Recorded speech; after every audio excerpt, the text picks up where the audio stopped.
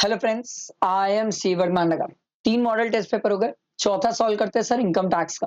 तरीका वही है, केस सिनेरियो पहले करेंगे सर, केस सिनेरियो और एमसीक्यू सॉल्व करेंगे। आओ, तरीका वही है सर, क्वेश्चन सबसे पहले पढ़ना है। सिंपल रिक्वेस्ट है, जो तरीका बताता हूँ फॉलो करो, लाइक करो और फ्रेंड्स को शेयर करो। ठीक है। Based on the facts of the case scenario given above, choose the most appropriate answer to the following questions. ठीक है। Compute the amount of export turnover and total turnover for the purpose of computing deduction under 10AA। ठीक है। Amount of deduction available to mister Sambhav under 10AA।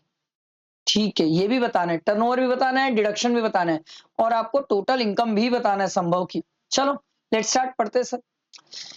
Sir आप लोग WhatsApp और Telegram group join कर लेना, वहां पर सब लिंक शेयर होती है सर। ठीक है। Mr. Sambhav, age 48 years, furnishes the following particular for the previous year 24-25 in respect of an industrial undertaking established in SEZ in the March 2018। ठीक है भाई। It began the manufacturing in April 2018। Fine. तो sir ये इसका 6th year है। ठीक है। 24-25 पे ना, 6th भी क्यों, 7th ईयर है इसका। तो 7th ईयर है सर। तो सर कहानी 50% वाली है, ध्यान रखिएगा। टोटल सेल दिया हुआ है, एक्सपोर्ट सेल दिया हुआ है, डोमेस्टिक टर्नओवर दिया हुआ है, profit from the above undertaking भी दिया हुआ है। Export cell for the financial year 24-25 include freight and insurance charges of 5 lakh rupees for the delivery of goods outside India. Sir freight, insurance, telecommunication charges ये नहीं आते हैं टर्नओवर में, तो इसमें से 5 माइनस और सर टोटल टर्नओवर में से 5 माइनस, तो ये हो जाएगा 40 लाख, ये हो जाएगा 80 लाख। आपसे टर्नओवर ही पूछा था ना सबसे पहला। सर लो सर, टर्नओवर तो पता चल गया।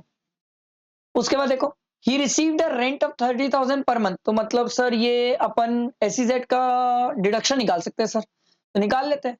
एकदम simple, 20 lakh profit into sir 40 lakh export turnover, 80 lakh total turnover into 50%। ये आ जाएगा सर आधा आधा, मतलब कि ये तो 10 ये 5 लाख आ जाएगा सर। सेकेंड क्वेश्चन था ना सर, उसका आंसर मिल गया। Next, he received a rent of 30,000 per month from a commercial property let out to Mr. Akash, a salaried individual. He earned an interest on saving bank account of 15,000 and interest on post office। Sir post office का interest है 3500 की exemption मिल जाएगी sir 10-15 में sir. ठीक है। And 15,000 saving से मिला है। तो देखो, हमें निकालना है, अगला क्वेश्चन हमसे यही पूछा था, टोटल इनकम निकाल लो। तो देखो भाई, एक तो पीजीईपी की इनकम हो गई, ठीक है, जो कि 20 लाख है, प्लस रेंट की इनकम है सर, कितनी है 30,000 इंटू, ये क्या हो गया, हाँ 30,000 इंटू 12, 3,60,000 माइनस कर लो 30%, ये आ रहा है 2,52,000 सर, 2,52,000। ठीक है। ये हो गई आईएचपी की कहानी। आईयूएस भी है सर, आईयूएस में कितना आ जाएगा सर, एक तो ये इंटरेस्ट मिला 15,000 और ये 3,500, 15,000 प्लस 3,500, ये आ रहा है सर 18,500 आईयूएस की इनकम। ठीक है। तो ये ऐड कर लो, और कोई इनकम तो नहीं बची sir. Here shifted out of the default tax regime, normal provision में चल रहा है, मतलब अपन डिडक्शन ले सकते हैं। और अगर हम डिडक्शन ले सकते हैं तो एटीटीटीए जिंदा है सर, इसकी एज देख लो 48 ईयर्स है सर। टीटीए जिंदा है और टीटीए बोलता है भैया इंटरेस्ट क्लेम कर लो 10,000 रुपए तक आप। ठीक है। तो अब हमारी आ जाएगी टोटल इनकम सर, देखो कितना आ रहा है 20 लाख। इसको क्या हो जाता है भाई, 20 लाख प्लस 2,52,000 प्लस 18,500, ये आ रहा है सर 22,70,500 माइनस कर लो 10,000, तो ये आ जाएगा सर 22,60,500, यही तो आएगा सर। चलो और देखते हैं सर। अच्छा, इसमें कुछ और अपन भूले तो नहीं है, एक मिनट, कुछ और, हाँ 10AA की डिडक्शन भूल गए सर। 10AA भूल गए थे सर, 5 लाख रुपए जो हमने लिया है सर, 5 लाख, 5 लाख इसमें से माइनस कर दो भाई, तो ये आ रहा है सर 17, ये आ जाएगा 1,760,500। और सर ये रहा सर, समझ आया, सिंपल इजी केस सिनेरियो। ध्यान दो सर, अगला कहाँ है नीचे क्वेश्चन, देखो, based on the fact of the case scenario given above, choose the most appropriate answer to the following question. आपको बोल रहा है मिस्टर अंशुल का रेसिडेंशियल स्टेटस निकालो, टैक्सेबल परक्विजिट भी निकालो और income chargeable under the head salary भी निकालो। तीनों चीजें निकालना है सर। चलो क्वेश्चन पढ़ते हैं। Mr. Anshul, age 54 year, an Indian citizen, is working as an assistant manager in ABC India Limited. He is getting a basic salary of 58,000 per month. Okay.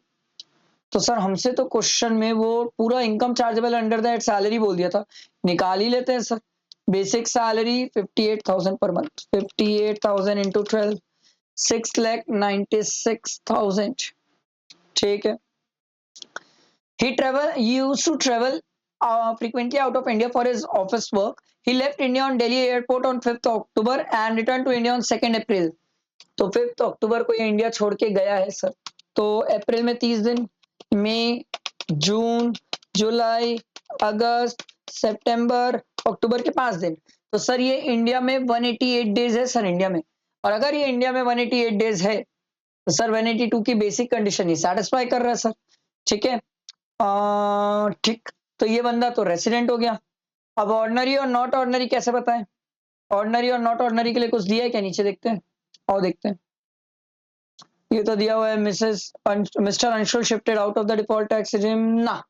तो सर इस केस में resident तो है, but हम ये नहीं बता सकते ऑर्डिनरी है कि नॉट ऑर्डिनरी है सर। सारी बात समझ। आगे देखो, पहले एमसीक्यू का आंसर भी मिल गया। उसके बाद आपको दिया हुआ है डीएनएस अलाउंस 10% जो कंसीडर फॉर रिटायरमेंट बेनिफिट है सर। तो डीए ले लो भाई, इसका 10%, 69600। ठीक है। इसके बाद है bonus sir, bonus bonus bonus 98,000 sir. उसके बाद मेडिकल अलाउंस दिया हुआ है sir. Medical allowances fully taxable होते हैं सर। Medical allowance 60,000। उसके बाद he was also reimbursed medical bill of his mother amounted to rupees 15,000 sir. Medical bill 15,000 reimburse किया एम्प्लॉयर, परक्विजिट है सर। ठीक है, ये पर्क है, हमसे पूछा था परक्विजिट कितना है सर। ठीक। He was also reimbursed salary of house servant of 4,000 per month। ये भी हाउस सर्वेंट, तो ये भी हमारा क्या है? परक्विजिट है सर, 48,000। प्रोफेशनल टैक्स दिया हुआ है सर, एम्प्लॉयर ने पे की है, ये भी परक्विजिट में आएगा। Professional tax 2400।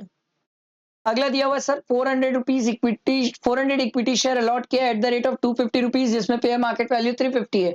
तो डिफरेंस कितना हुआ? 100 का डिफरेंस। 100 इंटू 400 कितना हो जाएगा? 40,000।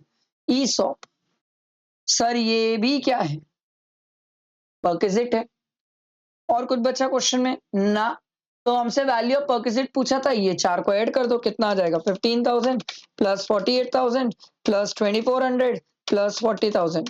ये आ रहा है सर 105400। ये मेरा परक्विजिट है। और सर ये रहा वैल्यू ऑफ परक्विजिट।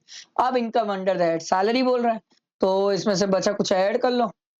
ये आ जाएगा, प्लस कर लो 60,000 प्लस कर लो 98,000 प्लस कर लो 69600 प्लस कर लो 696,000। ये सब किया तो मेरा आया सर 10,29,000।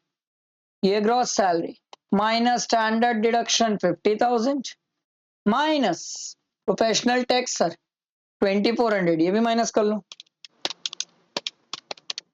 तो ये आ रहा है सर 976600। ये इनकम फ्रॉम सैलरी हो गई। यही तो पूछा आपसे क्वेश्चन में, आ गया ये रहा। समझ आया? अगला देखो question. Mr. Ross, an Australian citizen is employed in the Indian Embassy in Australia.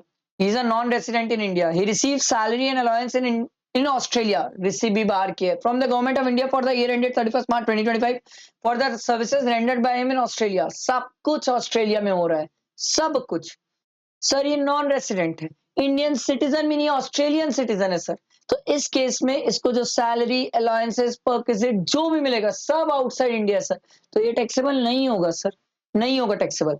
ये टैक्सेबल कब होता है पता है? जब वो इंडियन सिटीजन होता सर, और फिर गवर्नमेंट उसको सैलरी, परक्विजिट वगैरह, सैलरी वगैरह देती है ना सर, तो उसकी सैलरी टैक्सेबल होती है, परक्विजिट और अलाउंसेस टैक्सेबल नहीं होते।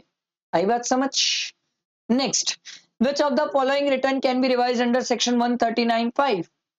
लो भाई, तो हम नॉर्मल रिटर्न रिवाइज कर सकते हैं, बिलेटेड रिटर्न भी रिवाइज कर सकते हैं, लॉस वाली रिटर्न भी रिवाइज कर सकते हैं, सभी रिटर्न रिवाइज कर सकते हैं। समझ आया? ये आपके मैंने एमसीक्यू और केस सिनेरियो करवा दिए 4th मॉडल टेस्ट पेपर का। अभी तो 8 तक जाना है सर, साथ में बने रहो, लाइक करना और फ्रेंड्स को शेयर करना। चलो, थैंक यू।